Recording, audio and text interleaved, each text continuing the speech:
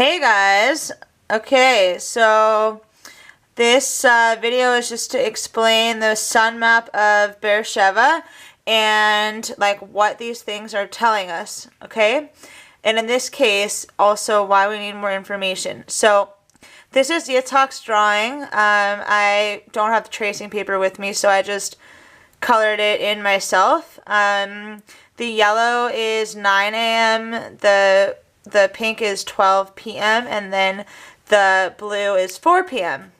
That just made sense to me, like yellow is the beginning of the day, and then noon is like, you know, hot, like pink, and then the end of the day is blue. So the sun rises from over here. This is the east, okay? And there's a building here, right? There's like that, not a building, but it's like that whole raised, like, midrachov.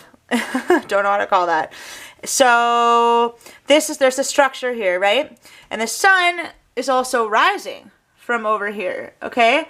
So as the sun rises, right, at 9 a.m., sorry about this stupid thing, at 9 a.m., the sun is coming over. Here's where the yellow starts, okay? So here's the building, you can like, or the midrachov, you can like really clearly see that right here, which is where the yellow thing starts, this is where the sun is shining, okay, right? In all this yellow space, right? It's reaching over here in the far corner, it's reaching over here too, right? And then it's like, okay, then as the sun rises on this side, it gets more and more above the midrachov, the light that started here is spreading to here, right? It's spreading from the yellow to the pink, where the pink is at noon, right? Because the sun is rising and rising and rising, and as it's coming over, the light's moving this way, and this way, and then, right, it's above. The sun is now, like, kind of to the south area, let's zoom out, which is, like, over here. It's coming like this, and then a little bit around. Because that's how it goes in the winter. It goes around a little bit to the south, and then it sets over here. That's what the sun is doing. Going from here, slightly out, and then over here. Okay? Technically, yeah. So that's how the sun is moving. And, okay, so then it's coming like this, and we're going from here. Then now there's light creeping over here. As the sun gets to the high noon, right? It's over here. Now it starts passing over here. Now in this area is where our house is. And you know there's like down here, there's that alleyway. Here's the alley that goes past our house down to Nisim Bahar, where you get on Betzalel, right? That's what's happening. So you can see really clearly that the afternoon sun, the sun is coming from like this direction. This is the alley. This blue, the casting blue here, and the blue is also like this area that's like striped. This is also blue. It's blue, yellow, pink. Wanted to be able to see like where it actually fell. So, okay, so it's only coming through here, right? Because the sun is over in this direction. Why isn't it this area also blue? Right? This area is not blue because there's a building right here that's clearly casting a shadow. Right? It gets the morning sun and a bit of afternoon sun because it's over here, but nothing in the afternoon because there's a building here. Right? So, and this is like the little alleyway. The sun's coming literally through the alleyway and shining through. Here, right here, this is a tree. So the tree, at this time where the sun's coming from this direction, the tree's casting a shadow here. So there's no sun here, right? In that afternoon time. Understand? So there's a big question here also. As the sun's coming up this direction, right? And we're going from morning to afternoon sun, and this is being filled in, you know, why isn't this also, and as it's passing over, you know, why is this area just morning sun? Just this little yellow part. Why isn't there blue? You know, why isn't there pink? Right? So the blue is happening from this thing. This is the shed, the machsan. That's casting a super clear shadow. right? The second the sun comes all the way to this side, the sun's not going to make it here. Well, what about the pink? What about the noon? If the sun is right here, you know, slightly back, why isn't it everywhere over here? Well, there's that huge tree right here. Huge, huge tree. And the tree comes all the way up. It's like a big lemon tree and another kind of tree. And then there's like a grapevine over here. So this whole area also, this tree is casting a pretty big shadow. It'd be cool to see like in dots here, you know, the canopy of the tree, like where the tree shadow actually is. So that's also what's happening over here. Okay, so you understand, hopefully, through this, how these shadows are being made over here also, right? This white area is not in sun at all throughout the day. Why? Well, because this over here is a tree. It's the apple tree. And this apple tree is also very clearly casting its shadow over here. So this area doesn't get any sun. Understand? Now, this area also doesn't get any sun. There is a tree here. So potentially this tree is coming over in this direction and just blocking all the sun no matter what. Over here also, there's no sun. Why? There's a signboard here, but there's also a huge bush over here that's creating shade all the time, right? So hopefully you guys understand what's happening here. Now if we're looking for the best places to put the beds, right?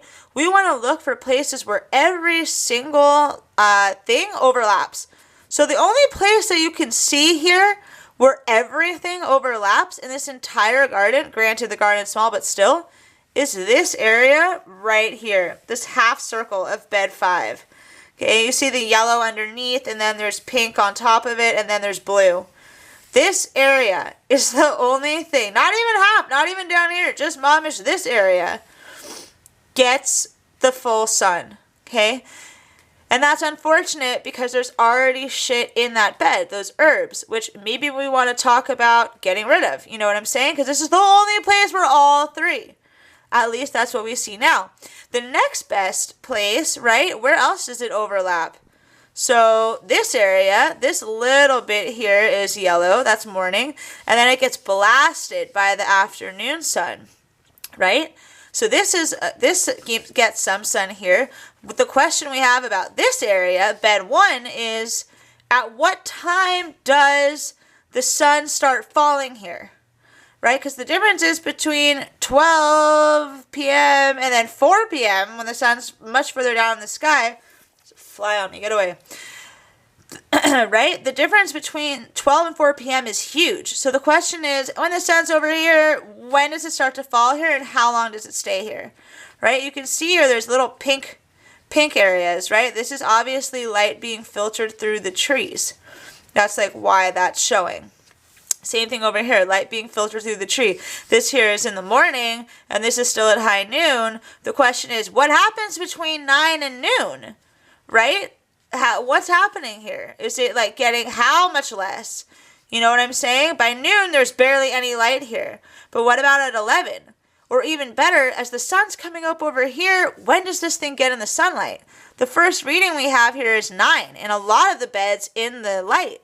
But the sun rises at around 6. So when does this bed get into the sun? Does it get into the sun at 6 until like almost noon?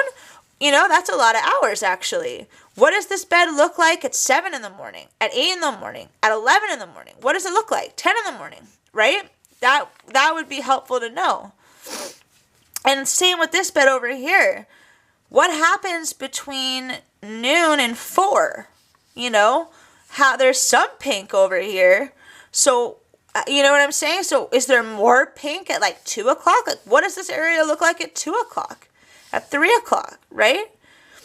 And then lastly, the only other area that it really overlaps within the beds is over here, right? This is then just this spot before the tree, right? Which makes sense. Why does the pink only go until this area? Well, because there's a tree here, so the tree is casting the shadow in this direction. Understand? So right, we see at noon that this is here, you know, but like, what about at 1 o'clock, 2 o'clock? What does this look like, right? this area is like super strong at noon, but it also is important to know when does it come over here, right? Because, right, when does this come over here? Does the sun get above this wall at 10 o'clock? At 11 o'clock? When does it go away? At 2 o'clock? You know what I'm saying? So if this whole map looked like this area, or there were some areas that were many of this, then it would be like, Tove, we totally know what to plant and where we want to plant it, right? But we have some questions still here. Because just knowing that the sun, we see the path of the sun, but we want to know the actual amount of hours that the sun is in this area, right? We want to know the actual amount of hours that the sun is in this area. We want to know the actual amount of hours that the morning sun's over here. This is also a pretty good spot, bed 7, by the way. This gets morning sun and afternoon sun, but when does it get here and when does it leave in the afternoon? So why is this important? Okay, most vegetables aren't going to do well with less than 4 hours. Like, not going to do well. Most things are going to die with less than 4 hours of sunlight. For them to be productive, even the ones that prefer shade do best with 6 hours. You know what I'm saying? Of sunlight. So, for example, then here, right, we'll be like, oh, like morning sun, more gentle, right? Afternoon sun is super intense. But this is morning sun. So this could potentially be a great place to put like cucumbers, you know, or melons or squash, things that don't want to be like blasted by the sun. Okay. But all we know is that this is here at 9 a.m. What happens? Like we don't know if there's 4 hours of sunlight here because by noon it's pretty much gone 3 hours later. So how much earlier is the sun here? Do we get 3 hours? Do we get 4 hours, 5 hours, 6 hours? See what I'm saying? This we have more of a shot of getting more hours because it's in the morning and it's in the afternoon. But we still would like to know exactly how much time it is here, right? And yeah, so those are some serious questions. And this one too. Okay, so it's here at noon, but when does it hit? You know, because this potentially looks like an awesome spot for tomatoes because it's getting blasted in the afternoon. This too could potentially be awesome for tomatoes. But we really need to know how many hours it is. This could have potentially been for cucumbers and squash because it gets less sunlight. But it still needs a minimum of 4 to 6 hours for these things to do moderately well. Now, an annoying spot on this map is this area because this area is full afternoon sun. And it's the freaking stone sitting area. So that sucks, you know. Maybe we want to make that into a bed. Maybe we want to move the sitting area somewhere else. This area also, right? Awesome. Well, too bad it's a freaking path. Okay, maybe we consider extending this bed a little bit and making the paths a little smaller so we can fit more stuff. So you guys see what I'm saying? That's how we read these maps. And so because we have a lot going on here, right? There's buildings on this side and on this side, right? Buildings, buildings, buildings, little alleyway here, another building here, a meter chov over here, right? Kolrina, that shul is over here. Our house is over here. So because there are so many like external things going on, casting shadows everywhere, we really need to know some more info. So I'm not asking anybody to go to my house at 6 in the morning or whatever, but Roey wakes up at 6 in the morning. So I'm going to ask Roey to do the sun map for 6 in the morning and 7 in the morning when he leaves, you know, and then I'm going to ask one of you, probably Anna, because she's staying around the corner, to be able to do a sun map at, 10 or 11 in the morning and then, 2 o'clock in the afternoon. Let's just get a better picture so we can actually know the hours, so we can actually know what to plant. I hope that through seeing this little video, you guys are able to understand how crucial the sun map is in terms of seeing really what you're working with, and the ideal spaces and the not ideal spaces, nothing, right? So we need to get a little bit more information just to get a more clear picture of what we're working with so we can actually plan what to plant effectively and strategically so that everything will grow really, really well. Okay, thanks a lot, guys.